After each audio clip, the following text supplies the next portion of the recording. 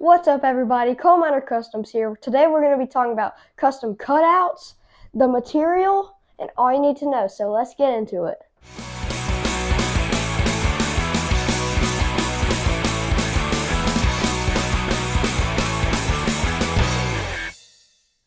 Also in today's video about the material that we're using, this is going to be what we call like a 1/8 MDF board. Easiest thing to do about getting this, go to your local cabinet shop or construction shop. They throw a lot of this stuff away and it'll save you a lot of money. All right, so when you get your font pulled up and what you want to type out, in this case we're doing the hello. So we actually have this font. It's called Annie Lou, I believe that's how you say that. So if you look real close, the letters are not all connected. Like the H is not connected to the E, and then the E and the L and the other L and O are still, they're connected, but there's this dividing line in here, so they're not merged yet. So the next process is in the Cricut design program. Every program is different, but they're all kind of similar and the same. You would highlight it. At this point, I'm going to ungroup everything. So ungrouping, what that does is actually help me move each individual letter as I want to. As you can see, the H is now free up and I can move it where I want to. So we're just going to move it kind of inside the E a little bit and have them connect. Really, we don't have to touch anything else. So the next process would be you would highlight it again, right click, and then group everything together. At this point, we're not done quite yet. You got to highlight it again, and then we would want to come over here for this program. Easiest thing to do is go to Combined and find the weld, and then we would weld everything together. Other programs are kind of similar. You could right click it and it say weld or combined, and what you're doing is you're just combining everything, so it's going to be one piece when we get ready to cut it out. Next process would be on Windows. Easiest thing to do, make sure you remove your background. So in this case, I can put different grids and stuff, so I'd want to remove everything from the background. Windows program, you're going to hit the Windows key, Shift and S, and what we're going to do is we're going to snip this, and we take our cursor and highlight what we want to just snip out of this screenshot. Once that happens, we would come over here, click this as it pops up, and then save it. So simple. Once you get this saved, and then we're going to go over to the Xtool program. We're going to pull this up, and I'm going to show you how to do the outline and just your cut image.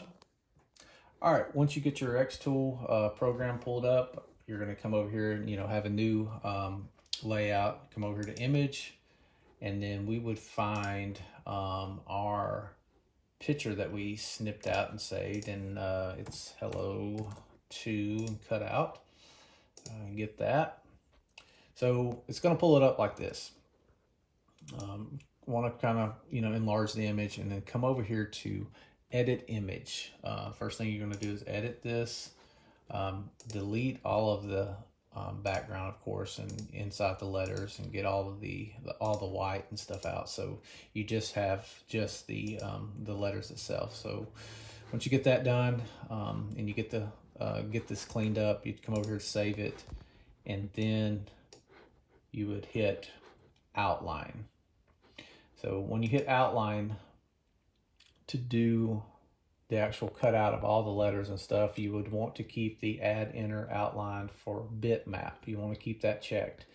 So now we want to make sure that we scale it correctly for when we just want a one piece cutout. So easiest thing I do most of the time, because if I don't want a border around this, I would just set it at 0. That's typically the easiest thing to do.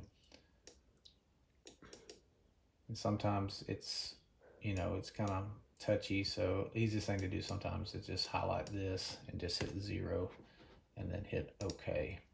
So once you get that, it's real hard to see on this screen, but there is an orange border that goes around this letter, and you'll see that once I separate this. All right, so I'm going to take the actual font that we did in the other program and just slide it over to this side. So now we actually have what we consider just the cutout. Right now it's for scoring. So you would want to come over here to cut and then set your power, your speed, and your how many passes you want. In this case, we're going to be using the 3/16 1/8 MDF board. And typically you would set that at power at 100 and then speed at 4 to 5.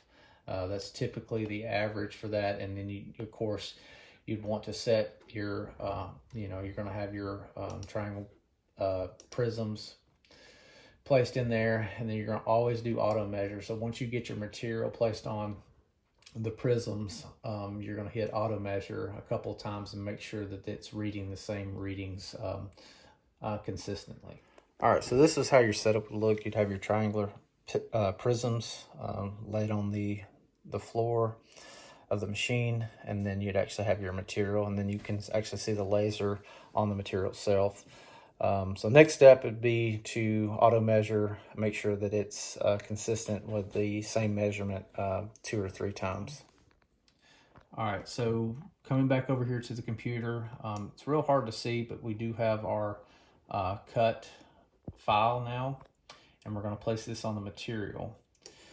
Then we would come over here to auto measure, and it's going to change the depth of this. In just a second, you'll see the image change a little bit. Okay, so we're getting a thickness of 0.109, so we're going to hit that again, make sure that we're getting that same number or close to that same number a couple times. So now it's at 0.1. It did change on us, so let's hit it one more time and see what kind of numbers we're going to get again. So 0.109. So we're kind of consistent in that 0.11 and 0.109. So we're going to go with that. I'm going to click our file again, our cut file. We're at set at 100, speed at 5. I'm actually going to slow this down to, let's go to 4, and then 1 pass, and we'll frame it out, make sure that we're within our perimeter when we watch the framing and that we're not outside of the our material, and then we'll process it. All right, our project just got completed. Let's check it out. What you want to do is just slowly push the letters through the material here and hope that it cut all the way through. It looks like we actually did get it to cut all the way through. Maybe